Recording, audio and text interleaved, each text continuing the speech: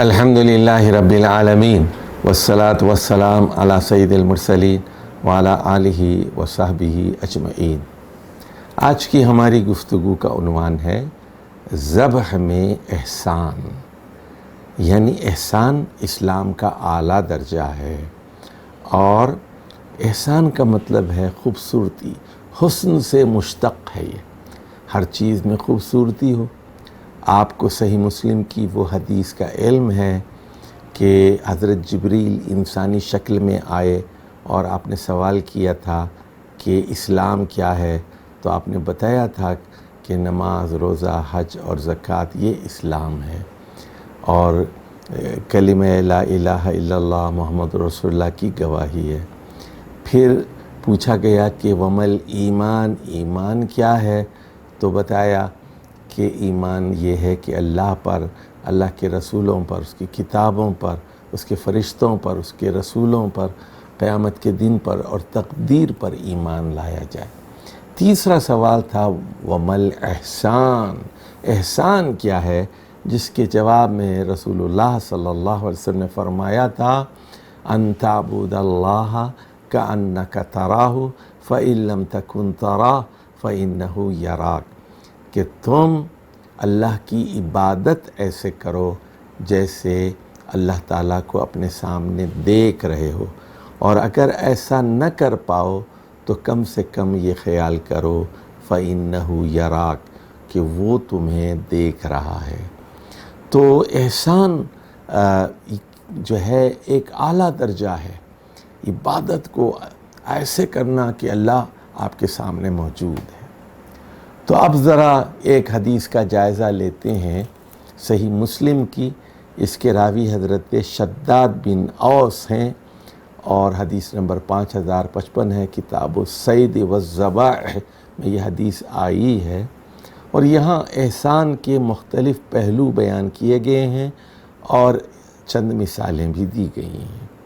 رسول اللہ صلی اللہ علیہ وسلم نے فرمایا ان اللہ کتب الاحسان علی کل شیء، ان اللہ کتب الاحسان علی کل شیء، بلا شبہ اللہ تعالیٰ نے احسان کو ہر چیز میں فرض ٹھہرایا ہے۔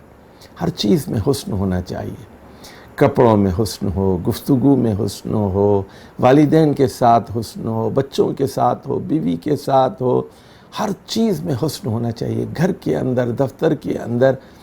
یہی تو اسلام کا اعلیٰ درجہ ہے، ان اللہ کتب الاحسان علی کل شیء، کہ اللہ تعالیٰ نے احسان کو ہر چیز میں فرض ٹھہرایا ہے۔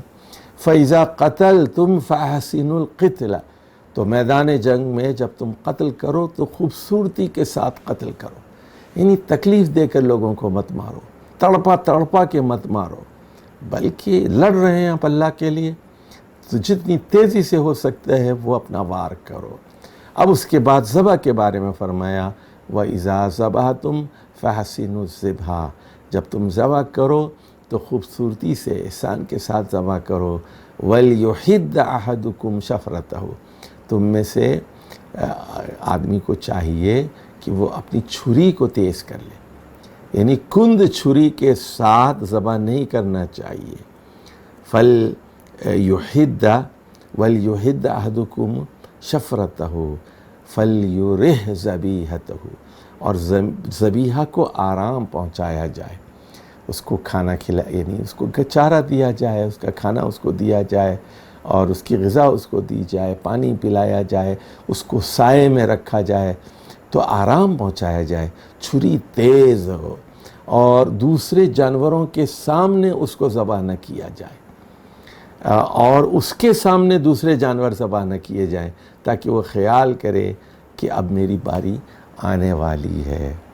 نبی کریم صلی اللہ علیہ وسلم نے حضرت عائشہ سے کہا تھا، صحیح مسلم ہی کی حدیث ہے 5091، کہ حلمی المدیۃ، حلم المدیۃ، کہ مجھے چھری لا کر دو، چھری پکڑاؤ مجھے، اور اشہذیہا بحجر، اشہذیہا بحجر، اور پتھر پر اس کو تیز کر کے دو، پتھر پر تیز کر کے دو۔ تو دیکھیے اس میں بھی احسانی کا ذکر ہے، تو اس کا خاص خیال کرنا چاہیے۔ اور ذبح کا طریقہ کیا ہے؟ تو صحیح بخاری اور صحیح مسلم کی حدیث ہے کہ جانور کو قبلہ رخ لٹا کر آپ کہتے ہیں بسم اللہ اللہ اکبر، بسم اللہ اللہ اکبر۔ اللہ کا نام لینا ضروری ہے، اللہ کا اور غیر اللہ کا نام لینا حرام ہے۔ اور جانور کے اوپر پیر رکھا جا سکتا ہے جیسے ہم نے پہلے بیان کیا ہے، اور قرآن مجید کی 2 آیات کی تلاوت بھی مسنون ہے۔ ابو داؤد اور ابن ماجہ کی روایات سے معلوم ہوتا ہے کہ نبی کریم صلی اللہ علیہ وسلم سورۃ الانعام کی آیت نمبر 79 اور آیت نمبر 162 کی تلاوت بھی کیا کرتے تھے۔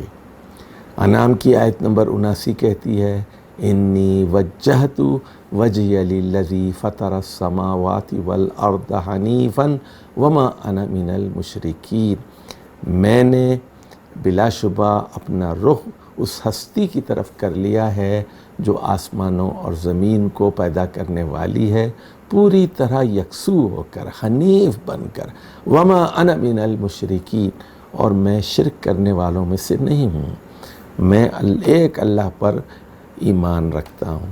اور سورۃ الانعام کی 162 نمبر آیت ہے قل، اے محمد صلی اللہ علیہ وسلم آپ اعلان کر دیجئے ان صلاتی و نسکی و محیای و مماتی للہ رب العالمین۔ تو بسم اللہ اللہ اکبر سے پہلے یہ آیات پڑھ لیجئے کہ یقیناً میری نماز، میری قربانی، میرا جینا اور مرنا رب العالمین اللہ سبحانہ و تعالیٰ ہی کے لیے ہے۔ تو قربانی کے وقت دعا قبول بھی ہوتی ہے، اور جن لوگوں کی طرف سے قربانی کی جا رہی ہے ان کا نام بھی لیا جا سکتا ہے۔ پہلے بھی ہم نے کہا تھا، صحیح مسلم کی حدیث ہے، رسول اللہ صلی اللہ علیہ وسلم نے کہا بسم اللہ، اللہ کے نام سے، اللہم تقبل من محمد و آل محمد و من امت محمد صلی اللہ علیہ وسلم، کہ اللہ کے نام سے اے اللہ اس قربانی کو قبول کر میری طرف سے، محمد صلی اللہ علیہ وسلم کی طرف سے، آل محمد کی طرف سے، اور محمد صلی اللہ علیہ وسلم کی پوری امت کی طرف سے۔ یاد رکھیے اونٹ کو ذبح نہیں کیا جاتا بلکہ نحر کیا جاتا ہے۔ اس کا طریقہ یہ ہے کہ اونٹ کے سامنے والی 2 ٹانگوں میں سے داہنی ٹانگ کو موڑ کر رسی سے باندھ دیا جاتا ہے، اور اونٹ مسکین جانور ہوتا ہے تو اب وہ 3 پیروں پر کھڑا ہو جاتا ہے اور داہنی جانب جھک جاتا ہے، اور اس کی گردن تھوڑی سی نیچے ہو جاتی ہے، اور اونٹ کھڑا ہوتا ہے 3 پیروں پر اور 1 گھٹنے پر کھڑا ہوتا ہے۔ اس کے بعد ایک تیز دھاری جمیع یعنی چاقو جو ہوتا ہے، بڑا چاقو جو ہوتا ہے، اس کو لے کر اس کی گردن پر جو خون کی رگ ہے اس کو ایک ہی ضرب لگا کر کاٹ دیا جاتا ہے۔ اور اس کے لیے مہارت درکار ہوتی ہے۔ جو ماہر ہوتے ہیں وہ اپنے بدن پر خون کا ایک قطرہ بھی لگنے نہیں دیتے، اور یوں مار کر وہاں سے دور ہو جاتے ہیں۔ اس کے بعد پھر خون کا فوارہ بہہ نکلتا ہے اور جانور اپنے پہلو پر لیٹ جاتا ہے اور اس کا خون بہنا شروع ہو جاتا ہے۔